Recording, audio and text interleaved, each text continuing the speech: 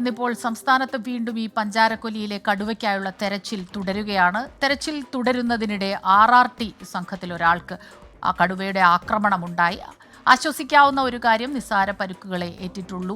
RRT സംഘത്തിലെ അദ്ദേഹത്തിന്റെ പേര് ജയസൂര്യ എന്നാണ്. ഈ നരഭോജി കടുവയ്ക്കായുള്ള തെരച്ചിലിനിടെയാണ് വനപാലകനെ കടുവ ആക്രമിച്ചത്. കടുവ ചാടി വീണപ്പോൾ ബീറ്റ് ഓഫീസർ ജയസൂര്യ തടയുകയായിരുന്നു. അതുകൊണ്ട് തന്നെ കയ്യിന് അല്പം പരുക്കേറ്റിട്ടേയുള്ളൂ. ജയസൂര്യയുടെ പരുക്ക് ഗുരുതരമല്ലെന്ന് പോലീസും കടുവ ദൗത്യ സംഘാംഗങ്ങളും പറഞ്ഞു. വളരെ സന്തോഷം. അങ്ങനെ ചെറിയ പരിക്കുകൾ നമുക്ക് വലിയ ആശ്വാസമുണ്ട്. കാരണം അങ്ങനെ മറ്റൊരു ദുരന്തത്തെ കുറിച്ച് നമുക്കത് സഹിക്കാൻ പറ്റാത്ത കാര്യമാണ്. നമ്മൾ ഇപ്പോൾ എന്താണ് പറയുമ്പോൾ ഒരു ജീവൻ നമുക്കിപ്പോൾ നഷ്ടപ്പെട്ടു കഴിഞ്ഞു. ഇപ്പോൾ മറ്റൊരു ജീവൻ കൂടി നഷ്ടപ്പെടാന്ന് വെച്ച് കഴിഞ്ഞാൽ അങ്ങേയറ്റം ദുരന്താത്മകമായ കാര്യമാണ്. തീർച്ചയായിട്ടും അങ്ങനെ ചെറിയ പരിക്കോട് കൊണ്ട് മുപ്പര് രക്ഷപ്പെട്ട് നമുക്ക് വലിയ സന്തോഷം നൽകുന്നുണ്ട്. തീർച്ചയായിട്ടും നിങ്ങൾ ഭയന്നു പോയി? തീർച്ചയായിട്ടും വല്ലാണ്ട് ഭയന്നു പോയി. ഓൾറെഡി ഒരു പ്രയാസം കഴിഞ്ഞിരിക്കുന്നതേ ഉള്ളൂ. ഈ മറ്റൊന്നും കൂടി വന്നു കഴിഞ്ഞാൽ ഇപ്പോൾ ഈ RRT വനംവകുപ്പ് ആരായാലും മനുഷ്യജീവനല്ലേ, എല്ലാ ജീവൻ്റെ വില നമുക്കറിയാം. അതുകൊണ്ട് രക്ഷപ്പെട്ട വളരെ സന്തോഷമുണ്ട്. പഞ്ചാരക്കൊല്ലിയിൽ രാധയെ ആക്രമിച്ചു കൊന്ന സ്ഥലത്തിന് തൊട്ടടുത്താണ് വീണ്ടും കടുവയുടെ ആക്രമണം ഉണ്ടായത്. കടുവയ്ക്ക് വെടിയേറ്റിട്ടില്ലെന്ന് മന്ത്രി OR കേളു പറഞ്ഞു. അപ്പോൾ വലിയൊരു ഗ്യാങ് തന്നെ ഫോറസ്റ്റിൻ്റെ ഉള്ളിലേക്ക് പോയി സെർച്ച് നടത്തി കൊണ്ടിരിക്കുന്ന അവസരത്തിലാണ് പുറകിൽ നിന്ന് കടുവൻ്റെ ഒരു അറ്റാക്ക് ഉണ്ടാവുന്നത്. ജയസൂര്യ എന്ന് പറയുന്ന ബീറ്റ് ഫോറസ്റ്റ് ഓഫീസറെ അത് അടിച്ച് വീഴ്ത്തുകയാണ് ചെയ്തിട്ടുള്ളത്. അപ്പോൾ കാര്യമായിട്ടുള്ള ഒരു അപകടകരമായിട്ടുള്ള ഒരു പരുക്കൊന്നും ഇപ്പം നിലവിലില്ല. അദ്ദേഹത്തിൻ്റെ കൈത്തണ്ടൻ്റെ ഇവിടെ ഒരു നഖം കൊണ്ടു കയറി എന്നുള്ളതാണ് ഒരു കൃത്യമായിട്ടുള്ള ഒരു പരുക്ക് എന്ന് പറയുന്നത്. അപകടത്തെ സംബന്ധിച്ചുള്ള വിഷയങ്ങളൊന്നും നിലവിലില്ല. അപ്പോൾ കടുവ ഇങ്ങനെ നിന്ന് കിട്ടുന്നില്ല, വെടിവെക്കാനായിട്ട് നിന്ന് കിട്ടുന്നില്ല, ഇങ്ങനെ ഓടിക്കൊണ്ടിരിക്കുകയാണ്. അവർ കാട്ടിൽ തന്നെയാണ് ഇപ്പോഴും. ഇതിനെങ്ങനെ ലൊക്കാലിറ്റി ചെയ്ത് ഇങ്ങനെ കടുവേനെ പിടിക്കാനുള്ള ഒരു വലിയ ശ്രമവും ഈ നിമിഷവും അവർ കാട്ടിൻ്റെ അകത്ത് ചെയ്തുകൊണ്ടിരിക്കുകയാണ്. കടുവയ്ക്ക് വെടിയേറ്റിട്ടില്ല. ജയസൂര്യയെ വയനാട് മെഡിക്കൽ കോളേജ് ആശുപത്രിയിൽ എത്തിച്ചു. 3-ാം ദിവസം ദൗത്യം തുടരുന്നതിനിടെയാണ് ദൗത്യ സംഘാംഗത്തിന് നേരെയും ഈ ആക്രമണം ഉണ്ടാകുന്നത്. തെരച്ചിലിനായി കുങ്കിയാനയെ ദൗത്യ മേഖലയിൽ എത്തിച്ചിട്ടുണ്ട്. വിവരങ്ങളുമായി സുർജിത്ത് അയ്യപ്പത്ത് ചേരുന്നുണ്ട് പഞ്ചാരക്കൊല്ലിയിൽ നിന്ന്. സുർജിത്ത്, ഇന്നിപ്പോൾ വലിയ ആശങ്കയുണ്ടാക്കി, അല്ലെങ്കിൽ വല്ലാത്തൊരു ഞെട്ടലിലായിരുന്നു നമ്മൾ. കടുവ ആക്രമിച്ചു RRT സംഘത്തിനെ എന്നുള്ള വിവരം എത്തുന്നു. അതിനുശേഷം ഇപ്പോൾ അദ്ദേഹത്തെ കാണുന്നു. ആശുപത്രിയിലേക്ക് മാറ്റുമ്പോഴൊക്കെ തന്നെ അദ്ദേഹത്തിന്റെ കൈക്ക് പരുക്കേറ്റിട്ടുണ്ട് എന്നല്ലാതെ മറ്റു പ്രശ്നങ്ങളൊന്നുമില്ല എന്ന് അറിയുമ്പോൾ അത് ആശ്വാസമാകുന്നു. തീർച്ചയായിട്ടും വെല്ലുവിളി നിറഞ്ഞ ഒരു ദൗത്യമാണിപ്പോൾ പുരോഗമിച്ചുകൊണ്ടിരിക്കുന്നത്. ഇന്നിപ്പോൾ ഏറ്റവും പുതുതായി ഇപ്പോൾ അവിടെ അവലോകന യോഗം ചേരുന്നുണ്ട്. എന്താണ് ഏറ്റവും പുതിയ വിവരങ്ങൾ സുർജിത്ത്? സ്മിത, അല്പസമയം മുമ്പാണ് ആ ആശ്വാസ വാർത്ത എത്തിയത്. അതായത് ജയസൂര്യ എന്ന് പറയുന്ന മാനന്തവാടിയിലെ RRT അംഗത്തിന് പരിക്ക് ഗുരുതരമല്ല എന്നുള്ളത് തന്നെയാണ് ഏറ്റവും ആശ്വാസകരമായ കാര്യം. ഏതാണ്ട് ഒരു മണിക്കൂറിനിടയിലാണ് വളരെ ടെൻഷൻ ഉണ്ടാക്കുന്ന തരത്തിലുള്ള സംഭവ വികാസങ്ങൾക്ക് ഈ പഞ്ചാരക്കൊല്ലി എന്ന് പറയുന്ന പ്രദേശം സാക്ഷ്യം വഹിച്ചത്. എല്ലാവരും ബേസ് ക്യാമ്പിലായിരുന്നു ഉണ്ടായിരുന്നത്. പെട്ടെന്നാണ് ഡോക്ടർ അരുൺ സക്കറിയയുടെ സംഘം അവിടെ കേന്ദ്രീകരിക്കുന്നത്. വേഗത്തിൽ തന്നെ വാഹനമെടുക്കാൻ അദ്ദേഹം ആവശ്യപ്പെട്ടു. ഉടൻ തന്നെ റാപ്പിഡ് റെസ്പോൺസ് ടീമിൻ്റെ വാഹനം വേഗത്തിൽ ലൈറ്റും അതിവേഗത്തിൽ തന്നെ ഈ താറാട്ട് എന്ന് പറയുന്നതിൻ്റെ എതിർഭാഗത്തുള്ള പ്രദേശത്തേക്ക് പാഞ്ഞെടുത്ത് വരുന്നൊരവസ്ഥയാണ് കണ്ടത്.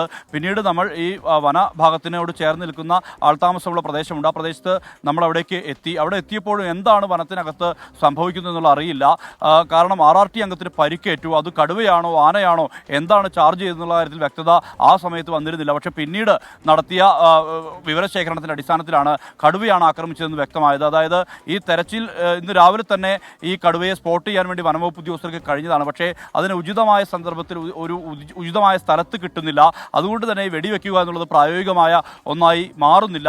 അതാണ് ഏറ്റവും വലിയ പ്രതിസന്ധി. കടുവ വേഗത്തിൽ തന്നെ പാഞ്ഞ് ഒരിടത്തുനിന്ന് മറ്റൊരിടത്തേക്ക് പാഞ്ഞു പോകുന്ന ഒരു സ്ഥിതി ഉണ്ടായിട്ടുണ്ട്. ഇന്ന് രാവിലെ തന്നെ ഡ്രോൺ നിരീക്ഷണത്തിൽ കടുവയെ സ്പോട്ട് ചെയ്തതാണ്. മാത്രമല്ല 10 അംഗങ്ങളുള്ള 10 RRT അംഗങ്ങളുടെ ഗ്രൂപ്പായി, ഇതിനെ 10 ഗ്രൂപ്പായി വിഭജിച്ച് ആ വിഭജനമെല്ലാം തന്നെ ഇന്ന് രാവിലെ കഴിഞ്ഞതാണ്. അത് ഡോക്ടർ അരുൺ സക്കറി എത്തിയ ശേഷം അത് കൃത്യമായ രീതിയിൽ തന്നെ വിഭജിച്ച് ആളുകളെ RRT സംഘാംഗങ്ങളെ ഈ മേഖല വളയാൻ വേണ്ടി ഇവിടേക്ക് ആളുകളെ അയക്കുന്ന ഒരു സ്ഥിതിയാണ് ഉണ്ടായിരുന്നത്. ഇതിനിടയിൽ ഒരു സംഘത്തിൽ ഉൾപ്പെട്ട ആളായിരുന്നു ഈ ജയസൂര്യ എന്ന് പറയുന്ന RRT അംഗം. അദ്ദേഹം മാനന്തവാടി മക്കിമല സ്വദേശിയാണ്. കഴിഞ്ഞ 6 മാസം മുമ്പാണ് ബീറ്റ് ഫോറസ്റ്റ് ഓഫീസറായി ചുമതലയേൽക്കുന്നത്. ഇതിനുശേഷം ഈ സംഘത്തിൻ്റെ ഭാഗമായി അദ്ദേഹം ഈ തെരച്ചിലിന് വേണ്ടി ഇറങ്ങിയതാണ്. ഈ ദൗത്യ സംഘത്തിൻ്റെ ഭാഗമാവുകയായിരുന്നു.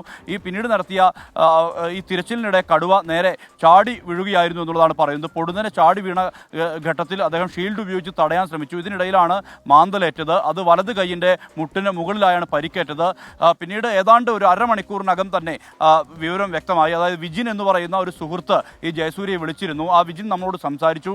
വിജിൻ പറഞ്ഞത് പരിക്ക് ഗുരുതരമല്ല, പ്രശ്നമില്ല എന്നുള്ള തരത്തിൽ തന്നെ ഈ പറഞ്ഞതോടുകൂടി ആശ്വാസ വാർത്ത വന്നു. അതായത് ഇദ്ദേഹത്തിൻ്റെ പരിക്ക് തീർത്തും ഗുരുതരമല്ല എന്നുള്ള വിവരം വ്യക്തമായി. ഉടൻ തന്നെ പിന്നീട് 10 മിനിറ്റിനകം തന്നെ ഈ RRT വാഹനം വനമേഖലയിൽ നിന്ന് വേഗത്തിൽ പാഞ്ഞെടുത്ത് നേരെ മാനന്തവാടി ആശുപത്രിയിലേക്ക് കൊണ്ടുപോയി. മാനന്തവാടി ആശുപത്രിയിൽ വെച്ച് ചികിത്സ ലഭ്യമാക്കി. മന്ത്രി OR കേളു ഉൾപ്പെടെയുള്ളവർ അവിടെ ഉണ്ടായിരുന്നു. എന്തായാലും കടുവയ്ക്ക് നിലവിൽ വെടി ഏറ്റിട്ടില്ല എന്നുള്ള തരത്തിലുള്ള വിവരം തന്നെയാണ് മന്ത്രി തന്നെ പങ്കുവയ്ക്കുന്നത്. പക്ഷേ കടുവയ്ക്ക് വേണ്ടിയുള്ള തെരച്ചിൽ സജീവമായി നടക്കുന്നുണ്ട്. ഡ്രോൺ അടക്കമുള്ള സംവിധാനങ്ങൾ ഉപയോഗിച്ചുകൊണ്ടുള്ള തെരച്ചിലാണ് നടന്നുകൊണ്ടിരിക്കുന്നത്.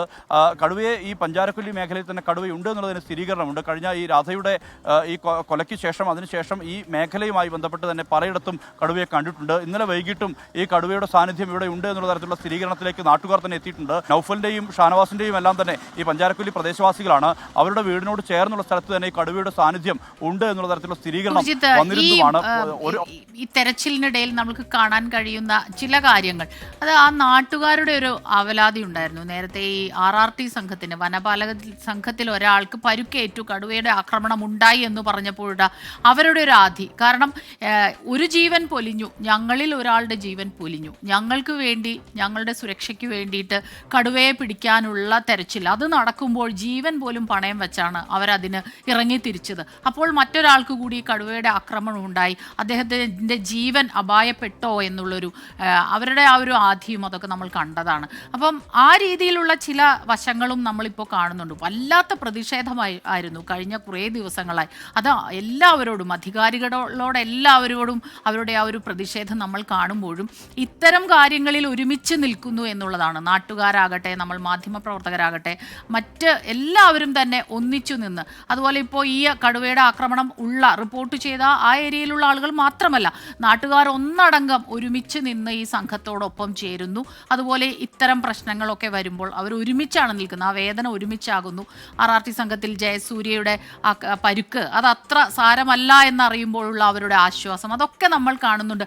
അത്തരം കാഴ്ചകളും അത്തരം അനുഭവങ്ങളും ഒക്കെ തന്നെ ഈ ഒരു ദൗത്യ സംഘത്തിനൊപ്പം ഈ ദിവസങ്ങളായി നിങ്ങളും തുടരുമ്പോൾ അതൊക്കെ തന്നെ കാണാനും കഴിയുന്നുണ്ട് അല്ലേ സുർജിത്ത്? തീർച്ചയായും ആദ്യഘട്ടത്തിൽ വലിയ രീതിയിലുള്ള പ്രതിഷേധം ആളുകൾ ഉയർത്തിയിരുന്നു. പക്ഷേ ഇപ്പോൾ നിലവിൽ, നേരത്തെ നമ്മോട് സംസാരിച്ചത് ബാലകൃഷ്ണൻ എന്ന് പറയുന്ന പ്രദേശവാസിയാണ്. അതായത് ഈ അപകടം നടന്ന, അതായത് ഈ ഇദ്ദേഹത്തെ RRT അംഗത്തെ ആക്രമിച്ച ആ സ്ഥലത്തുള്ള പ്രദേശവാസിയാണ് ബാലകൃഷ്ണൻ. അദ്ദേഹത്തിൻ്റെ പ്രതികരണം നമ്മൾ കേട്ടതാണല്ലോ തൊട്ട് മുമ്പ്. അത് വളരെ വൈകാരികമായുള്ള പ്രതികരണമാണ്. കാരണം ഇവർക്ക് വേണ്ടി തന്നെയാണ് ഈ RRT സംഘം ഉൾപ്പെടെയുള്ളവർ സജീവമായ രീതിയിൽ തന്നെ തെരച്ചിൽ നടത്തുന്നത്. നമുക്കറിയാം, ഡോക്ടർ അരുൺ സക്കറിയയുടെ ടീം ഇന്നലെ ഉച്ചയോടുകൂടിയാണ് എത്തിയത്. അദ്ദേഹം ഉച്ചയോടുകൂടി എത്താനുള്ള കാരണം എന്ന് പറയുന്നത് ഇതിൻ്റെ തൊട്ട് മുൻപ് ഉള്ള ദിവസം അതിരപ്പള്ളിയിലായിരുന്നു. അതിരപ്പള്ളിയിൽ വെറ്റിലപ്പാറ വനമേഖലയിൽ ഈ മസ്തകം തകർന്ന ഒരു കൊമ്പൻ്റെ ചികിത്സയ്ക്കായി പോയ ആ ടീം തന്നെയാണ് അവിടെ നിന്ന് എത്തുന്നത്. അതായത് അത്രയും സമയം, അതായത് അത് വലിയൊരു ദൗത്യമായിരുന്നു. ഈ ആനയ്ക്ക് പിറകിൽ പായുമ്പോൾ ആന പുഴ കടക്കുന്നു, അയടാറ്റുമുഖം ഭാഗത്തേക്ക് പോകുന്നു, തിരിച്ചെത്തുന്നു. അങ്ങനെ വല്ലാതെ കളിപ്പിക്കുകയായിരുന്നു വനംവകുപ്പ് ഉദ്യോഗസ്ഥരെ. ഒടുവിൽ അതിനെ മയക്കുവെടി വെച്ച് മതിയായ ചികിത്സ ലഭ്യമാക്കിയ ശേഷം ആ ടീം തന്നെയാണ്, അതായത് അതിലുണ്ടായിരുന്ന പലരുമുണ്ട്. ജിഷ്ണു എന്ന് പറയുന്ന ബയോളജിസ്റ്റ് ഉണ്ട്, ഒപ്പം തന്നെ ലിനോ എന്ന് പറയുന്ന ഒരു വനംവകുപ്പ് സംഘാംഗം കൂടെ. അങ്ങനെ ആ ടീം, അരുൺ സക്കറിയുടെ ആ ടീം തന്നെയാണ് ഇവിടേക്ക് പാഞ്ഞെത്തുന്നത്. അവർ നേരെ അന്ന് പുലർച്ചെ അവിടെ നിന്ന് പുറപ്പെടുന്നു. ഉച്ചയോടുകൂടി തൃശ്ശൂരിലെ വെറ്റിലപ്പാറ എന്ന് പറയുന്നത് അതിരപ്പള്ളി വനമേഖലയാണ്. ആ വനമേഖലയിൽ നിന്ന് ആ ദൗത്യത്തിന് ശേഷം അവർ ഇവിടേക്ക് എത്തുകയാണ്. അങ്ങനെ ശ്രമകരമായ ഒരു ദൗത്യം തന്നെയാണ് ഈ അരുൺ സക്കറിയുടെ നേതൃത്വത്തിലുള്ള സംഘം, ഡോക്ടർ രാജേഷ് മോഹൻദാസും ഉൾപ്പെടെയുള്ള ബയോളജിസ്റ്റുകൾ, വിഷ്ണു, ജിഷ്ണു, അങ്ങനെ ഒരുപാട് പേർ ഉള്ള ഒരു ടീമാണ്. ആ ടീം ഐക്യത്തോടു കൂടി തന്നെ ഈ തെരച്ചിലിൻ്റെ ഭാഗമാവും നമ്മൾ കാണുന്നുണ്ട്. നേരത്തെയും ഇങ്ങനെ തന്നെയാണ്. ഇതിനിടയിൽ വലിയ സാഹസികമായ ഒരു പ്രവർത്തനം തന്നെയാണിത്. നമുക്കറിയാം, പാലപ്പള്ളിയിൽ ആ ഒരു അനുഭവമുണ്ട്. പാലപ്പള്ളിയിൽ കാട്ടാനകളെ തുരത്തുന്ന ദൗത്യത്തിനിടയിലാണ് ഹുസൈൻ എന്ന് പറയുന്ന ഒരു ചെറുപ്പക്കാരൻ മരിക്കുന്നത്. മുക്കം സ്വദേശിയാണ് ഹുസൈൻ. ആ ദൗത്യം അന്ന് രാവിലെ, അതായത് ഈ വനത്തിനകത്തേക്ക് ഈ കാട്ടാനകളെ തുരത്തുന്ന ആ ഒരു ദൗത്യം നേരിൽ കണ്ട ഒരാളാണ് ഞാൻ. ആ സംഘാംഗങ്ങൾക്കൊപ്പം ഞാൻ ഉണ്ടായിരുന്ന ഒരാളാണ്. എനിക്ക് കൃത്യമായി അറിയാം, അതിൽ ഹുസൈൻ ഉണ്ടായിരുന്നു. ഹുസൈൻ അന്ന് ഉച്ചയ്ക്കാണ് ഹുസൈൻ ആക്രമണത്തിന് വിധേയനാവുകയും കാട്ടാന വന്ന് അടിച്ച് മരണത്തിന് കീഴടങ്ങേണ്ടി വരുന്ന ഒരു അവസ്ഥ ചികിത്സയിലിരിക്കെ സംഭവിക്കുകയും ചെയ്യുന്ന ഒരു സാഹചര്യം. അത്തരത്തിൽ വളരെ ദുഷ്കരമായൊരു ദൗത്യമാണ് ഇത്. ആനയല്ല, കടുവയാണ്. കടുവയാകുമ്പോൾ സ്വാഭാവികമായും അത്രയും ജാഗ്രത പുലർത്തണം. അത് മനുഷ്യനെ കൊന്ന് തിന്ന കടുവയാണ്. അതുകൊണ്ട് തന്നെ അങ്ങനെ വലിയ ആശങ്ക ഉണ്ട്. എന്തായാലും ആ ആശങ്കയ്ക്കിടയിലും വനംവകുപ്പ് ഉദ്യോഗസ്ഥർ അവരവരുടെ സേവനം നിർവഹിക്കുന്നുണ്ട്. അത് നമുക്ക് കാണാനും കഴിയുന്നുണ്ട്. ആളുകൾ ഇപ്പോൾ വലിയ പിന്തുണയും ഈ വനംവകുപ്പ് സംഘത്തിന് നൽകുന്നുണ്ട്. സുർജിത് അയ്യപ്പത്താണ് വിവരങ്ങളുമായി നമുക്കൊപ്പം ചേർന്നത്. 3-ാം ദിവസവും അങ്ങനെ ദൗത്യം തുടരുകയാണ്. ഇതിനിടയിലാണ് ദൗത്യ സംഘാംഗത്തിന് നേരെ ആക്രമണം ഉണ്ടായത്. തെരച്ചിലിനായി കുങ്കിയാനയെ ദൗത്യ മേഖലയിൽ എത്തിച്ചു.